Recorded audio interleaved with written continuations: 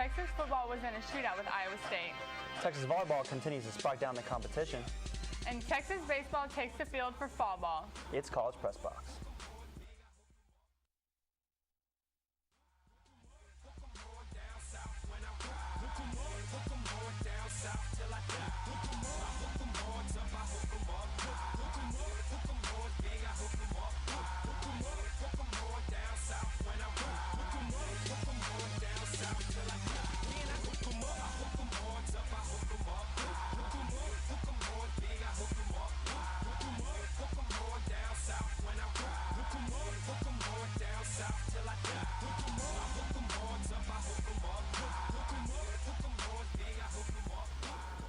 Good evening, and thanks for watching College Press Box tonight. I'm your host, Taylor Smith, and I have analyst Jett Beachum here with me tonight. Jett, how are you doing? I'm doing great. How are you? Good.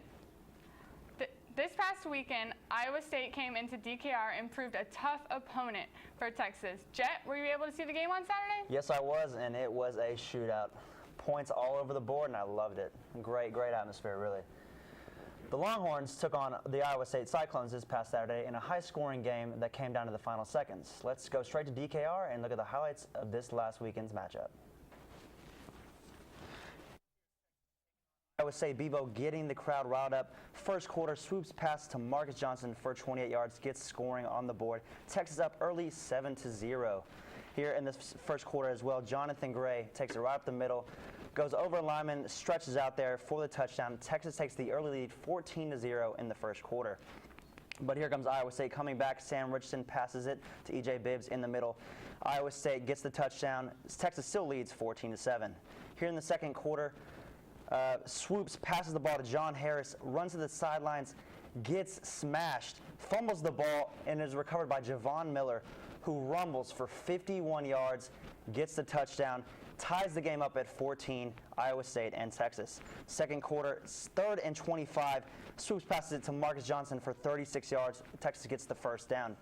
Down 7 at this point, though. A few plays later, swoops rushes to the outside, cuts right there for 9 yards. Touchdown Texas tied 21-21, and they go into halftime tied. And then here's Charlie Strong walking into the halftime. Don't know what he's feeling right now, but it must be pretty good. Fourth quarter here now, swoops rushes to the outside, stiff arms the defender right here, rushes down the sidelines, almost gets past this defender, but the 24-yard game sets Texas up for a first down. 3 plays later, swoops rushes in for 3 yards, another rushing touchdown this week. Oh wait, but it's actually not a TD. The refs rule it down early on, but next play, Malcolm Brown rushes in for 1 yard, takes Texas up 38-31. In the fourth quarter, though, Aaron Wembley for Iowa State rushes for 8 yards, goes through the Texas defense. Iowa State ties it up 38-38. Malcolm Brown gets his second TD on the day, this one from 4 yards out. Texas leads 45-38 late in the game. But Iowa State proves to be really crucial here, gets the touchdown with hardly any time left on the clock, ties the game up. But here comes swoops leading the troops. Jackson Shipley catches the sideline pass. Right after this, John Harris also gets a pass catch, which sets up Nick Rose for the field goal with 7 seconds left on the clock. Puts Texas up 3, and the Horns go on to win the game 48-45. Let's listen to Coach Strawn's takeaway from the Iowa State game. It was really great that we got that win on Saturday, and it's it was really outstanding to see our offense come back and play the way they did. I told our defense they did not play up to the standard that we're used to seeing them play at. It was nothing they did that's not correctable at all. It's all about fundamentals and technique, and that's what upsets you because it's things that we have done and played so well, and then all of a sudden we get up 14-0, and we allow them to drive the ball. Then they get they pick up one and go score, but still though, it's our job on defense to go stop them, and we didn't stop them. Jett, what did you take away from the game? So what I took away was, UT is a very inconsistent team really at this point. I was expecting the defense to be on point. I thought it was going to be a close game because the offense has been inconsistent so far. But, the offense proved me wrong really, and they actually had a showing out in this game. Now it was Iowa State, a 2-4 team as well, but the offense put up 41 points. The defense contributed 7 points to that. But 41 points on there is the most they've had all season really. And, just swoops, being swoops, did great again after Oklahoma, and now he did great in Iowa State. But the defense I don't know what was wrong with the defense. I thought the defense would come out and play the game, but they didn't. And, they ended up, I thought they'd be clutch in the end, but they weren't. The offense actually showed up, did their thing, and actually came away with the game. And that's what happened. Yeah, I was very surprised of how poorly the Texas defense played, but the offense really proved themselves. Here's what Coach Strong has on the development of Tyron Swoops. I think that he made the turn, and the Oklahoma game is when the confidence start really building within him, and also building within the team. Because when you hear guys on the sideline, when our defense is saying, "Hey, let's get a stop here, so we can get the ball back for Tyrone and see our offense go score," then you know their confidence level and the confidence they have in him. And so, but it's fun to just watch how he's developed and how he continues to develop. What do you think about Swoop's progression so far? Well, I think what really happened was the offensive coordinators did a great job in this game on letting Swoops really unleash his talent. They gave him the ball, they let him spread the field, throw deep, run the read option. Swoops had an amazing game again, threw for over 300 yards, just like the Oklahoma game, almost put up 100 yards rushing. That's great statistics right there. Now, he does still, make usually those just one or two mistakes in the game, that pick deep down there in right in scoring position. But Swoops has been playing amazing.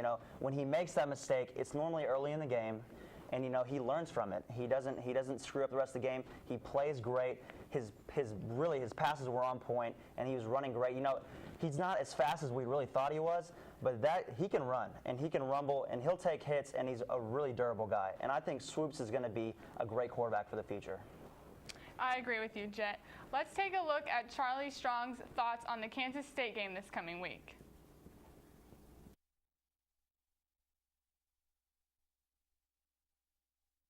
We have to slow down Waters, and you're right. And then you look at Lockett on the outside. He's a really outstanding receiver, and it's a balanced attack. And you just look at it, it's nothing fancy about what they do. They just line up and play with good fundamentals, technique, very disciplined team. And you look at just the number of penalties that they have, the fewest in the country, and then they don't turn the ball over. But it's a disciplined team that plays within themselves, and that's what you really like about them. You respect them so much.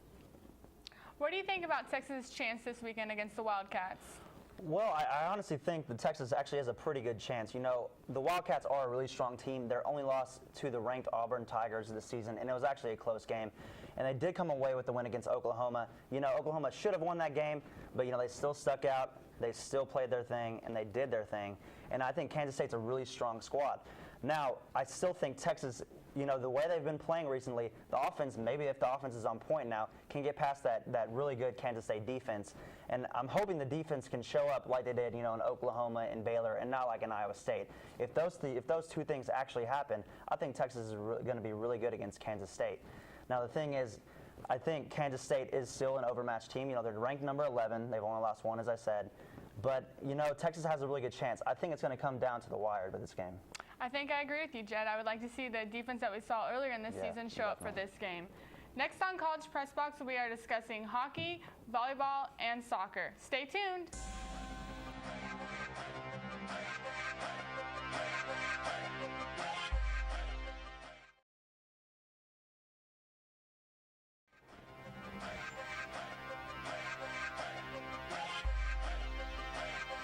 Thanks for tuning in with us on College Press Box. It was a busy week in Texas sports, including games from many of the club teams. The University of Texas men's hockey club team hosted Texas State Friday night. Let's go out to the rink and watch highlights from the game. Texas State and UT have met twice before, splitting the series 1-1. 2 minutes into the game, Texas captain Spencer Dillman has a one-on-one with the goalie and scores. Texas takes an early 1-0 lead with 18 minutes left in the first period. And late in the second period, Texas State is down 4-0 after 4 straight Texas goals. Texas State junior center Sean Wilson scores off of a rebound. This is the first of 6 straight goals for Texas State. Texas is down 6-5 with 3 minutes left in the game when sophomore forward Michael Webb scores. This ties the game and sends it into overtime.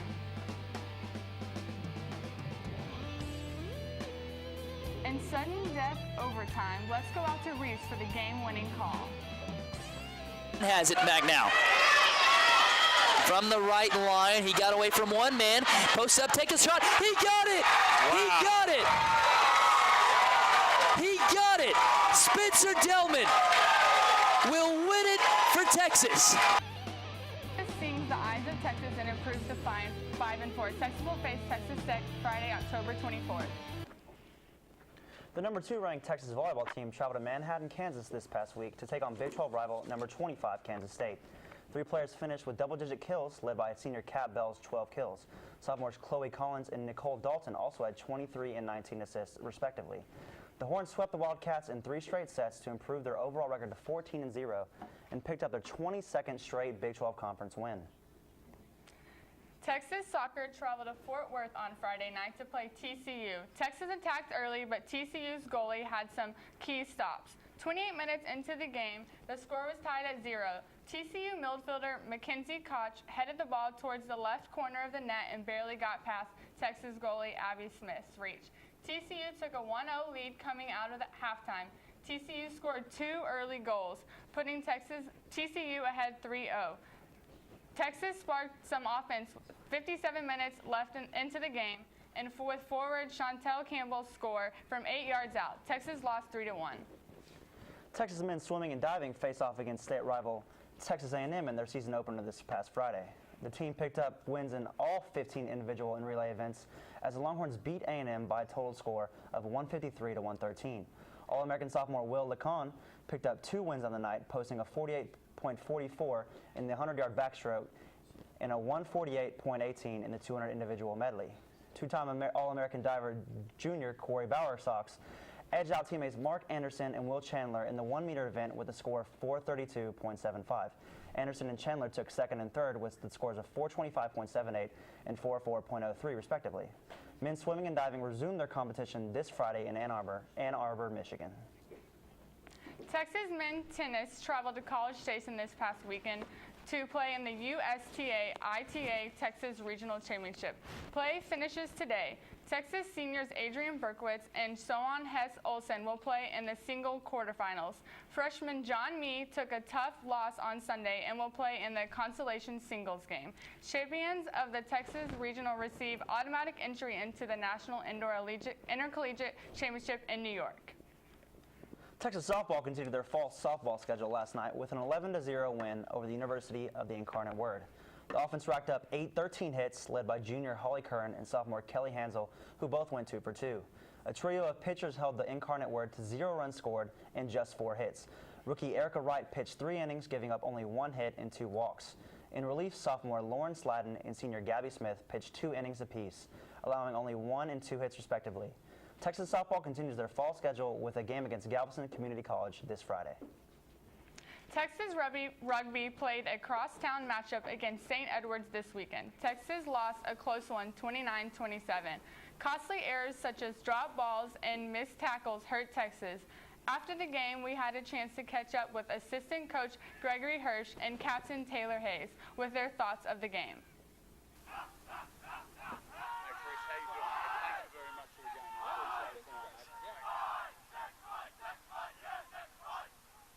I think there was moments of brilliance, but as a whole, inconsistent.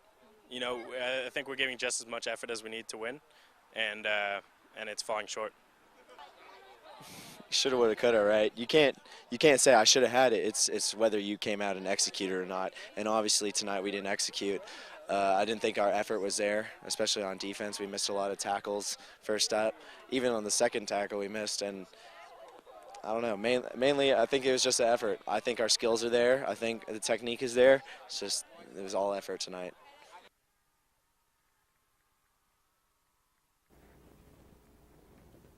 Next, we'll be talking some fall ball with analyst Reese Miller.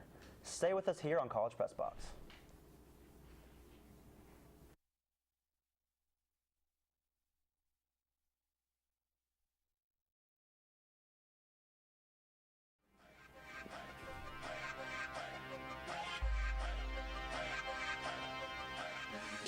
Welcome back to College Press Box. Thanks for staying tuned tonight. It's finally time to talk Texas baseball.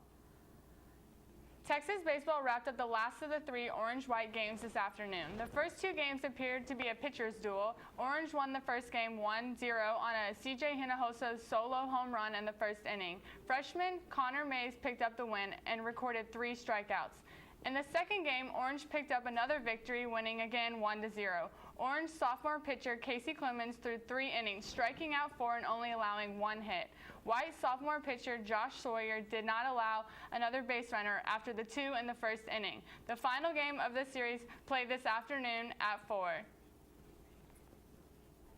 Now let's welcome baseball analyst Reese Miller. Reese, how are you doing tonight? I'm doing great, guys. Excited to talk some baseball. You know, typically during football season, not a whole lot of baseball gets in there, but we've got 2 World Series going on, the Giants and the Royals and the Orange and the White. It's good to be here. Good to have you.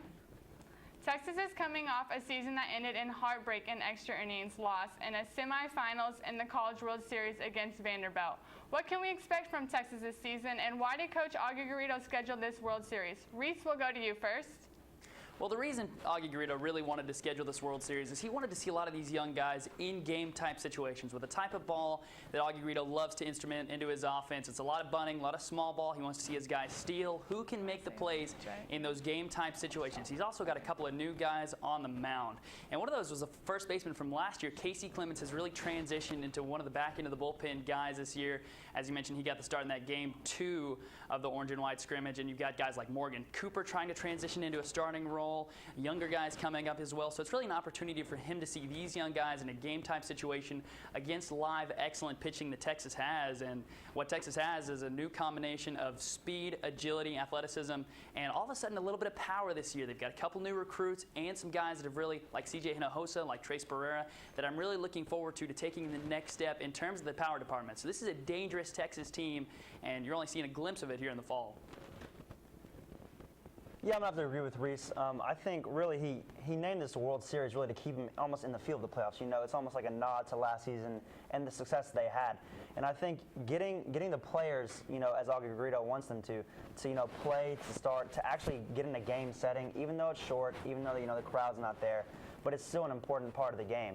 You know, it's not just practicing batting practice, pitching practice, all these things, but to actually play game against each other sets them up, you know, for the season, really. I think I agree with both of you guys. Fall ball play is pretty crucial to get everyone going when they come back in the spring. The Longhorns used several freshmen to propel them to the College World Series last season. Are there new faces this year that can help them do the same thing, Reese? Oh, there definitely are. You look at a couple of guys, 2 of the top recruits in the nation chose to be a Longhorn instead of going to the draft. Guys like Brett Boswell, who will take over the third baseman job, or at least that's his job to lose right now to Andy McGuire. But I think Boswell ends up winning that one out. This is a guy that's going to be a top 15 round draft pick in MLB if he goes to it. Same goes with Michael Cantu. He's going to play some first base, and what that does is he has the ability to play first and catch. And Trace Barrera was the cleanup hitter for the majority of the latter part of the season last year, and Cantu really has a chance to take over at one of those spots. So you could see maybe possibly Barrera moving to first base with Clemens now moving into more of a bullpen pitcher role, and Boswell has a chance to be a top of the lineup 2 or 3 hitter from the third base spot to really add some power and speed to this offense. So those are 2 of the new guys that I'm really looking forward to watching get this offense going in the back end of the bullpen as well. I think you can add Clemens as a new guy. The guy was pretty lights out. He was scouted here to come here as a pitcher, ended up transitioning to first base last season because he hurt his arm before the season. But those are several guys that can really make an instrumental difference for Texas this season after they lost guys like Dylan Peters and like Nathan Thornhill in that rotation. And what I'm looking at right now is, you know, what got Texas really going in the playoffs was their pitching. And, you know, I look at how Connor Mays, the freshman, really, you know, played well in this World Series. You know, he played 3 innings. You know, it was short, but they were 3 scoreless, had 3 strikeouts, and only gave up 1 hit. And, you know, pitching is what Texas is great at. Now, hitting, as Reese said, you know, those are hitters, and I'm hoping that those freshmen can come in and make an impact on the team. But I think that Connor Mays, so far, has made the biggest impression on the team as a freshman. I agree with both of you. I'm excited to see what this new pitching staff can bring. Who stood out to you the most in these 3 scrimmages, and who do you have out your eye on in the spring? Reese, we'll go to you first. I have a couple of guys, and one of them Zane Gerwitz, a guy that started last season as a right fielder, ended up transitioning to third base and played some pretty solid third base for the Longhorns. Moved up and down the lineup, usually hitting that 9-hole. This year he has a chance to hit in the leadoff spot. He can hit in the 3, the 5 spot. Almost took one out in the first inning in the orange-white scrimmage today. Hit a few nice extra base hits in the first couple of games. Was really aggressive out there, and he's fast. Texas has a chance to be one of the best athletic teams, especially in the outfield with he and Ben Johnson, along with Colin Shaw. That might be the fastest outfield in the entirety of college baseball. And remember, they're replacing a guy in Mark Payton who was Texas's leader unquestionably last season. So I'll take Zane Gerwitz as a guy that really I'm looking out for to transition to that outfield role, take over Mark Payton's place. Don't discount C.J. Hinojosa either, a guy who was red hot in the World Series last year, homered the other day. Look for him to take a next step as maybe one of the premier players in college baseball this season. And who I have my eye on, who actually Reese mentioned last, was C.J. Hinojosa. You know, he did, as he mentioned, hit that homer. You know, there hasn't been a lot of runs scored in these couple games. You know, both the first and second game were both 1-0. But, you know, Hinojosa, I'm hoping, as the power Reese mentioned in the World Series last year, I hope he can bring it. I hope Trace Barrera can bring the power as well, and Zane Gerwitz. Because, you know, Texas has great pitching, but at the end of the day, you have to put runs on the board to win. And so I'm hoping that they can do that. I agree. The offense is very crucial for them to score runs and win games. Thanks, Reese, for joining baseball with us tonight. Next, we will see the paintball team in action and make predictions for the Texas-Kansas State football game. Stay tuned to College Press Box.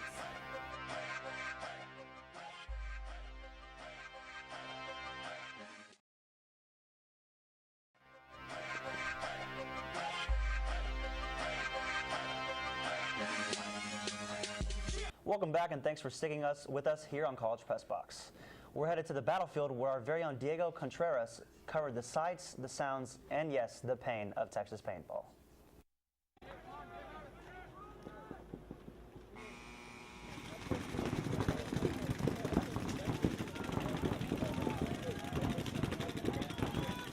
Texas sports rivalries extended the paintball field this weekend when the National Collegiate Paintball Association hosted numerous Texas schools for a paintball tournament.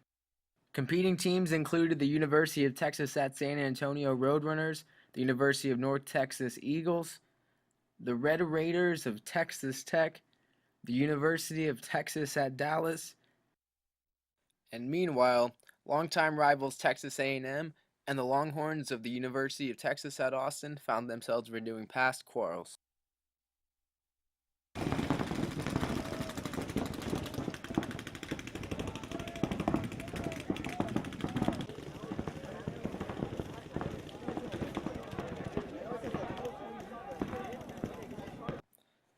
Teams played in a round-robin tournament where the top 4 advanced to the finals, and on this hot Saturday afternoon in October, plenty of paint was shed.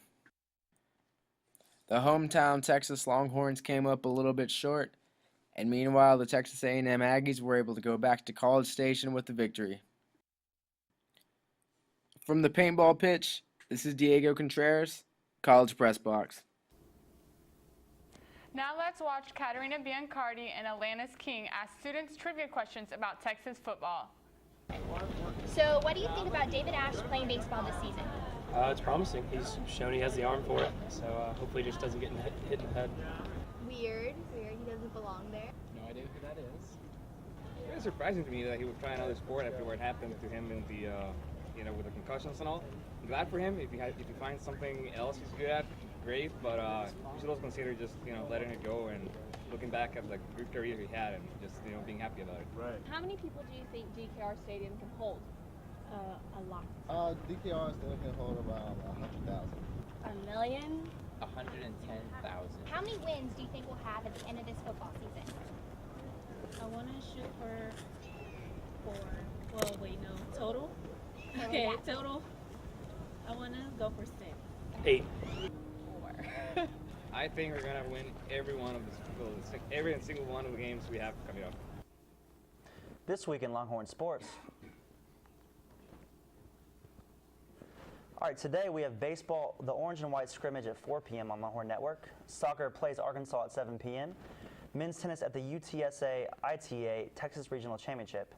On Wednesday, volleyball will play TCU at 7 p.m. here at Gregory and Longhorn Network. On Friday, soccer is at Oklahoma at 7 p.m.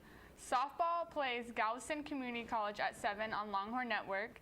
Men and women swimming and diving versus Indiana, Michigan, Louisville, and Ann Arbor, Michigan.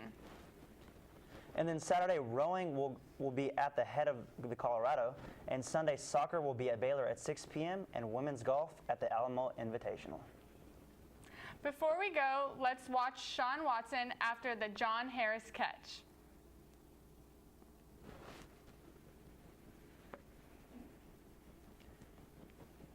I mean, obviously an amazing catch here, but look, Watson with the most animated response in the press box, not even on the field, but just in the press box. I love the animation. I think coaches should do that, and I don't know. I think it really adds to the Charlie Strong era. You know, Mac Brown was more of a laid-back coach, but I think this new animated thing, I love it. And I hope Texas sports continue to do this because the offense is on track, and I hope it stays on track. I agree. I think he should be pretty excited after that last drive by the Longhorns offense. So, Jett, what's your prediction for the Kansas State game this weekend? So I do think that Texas has a really good chance to beat Kansas State. You know, unfortunately, it is at K-State, which is a really hard place to play in, even though it's a small town. But I do believe that Texas is actually going to lose. I think it's going to be close, but I'm going to say it's going to be 31-28. Alrighty, I think I would have to agree with you that I don't think Texas is going to come up with that victory. I just hope the defense plays like we saw the first couple of games and the offense plays like we saw last game, so it will be at least a good game to watch. I do, and I hope we can see Swoops progress. I agree with that. Thanks for tuning in to College Press Box tonight. Don't forget to tune in again next week on Monday at 9:30. To stay up to date during the week, you can follow us on Twitter at College Press Box. Also watch College Crossfire at Wednesdays at 9. For everyone in studio and master control, Reese Miller and Jett Beachum, I'm Taylor Smith. Good night.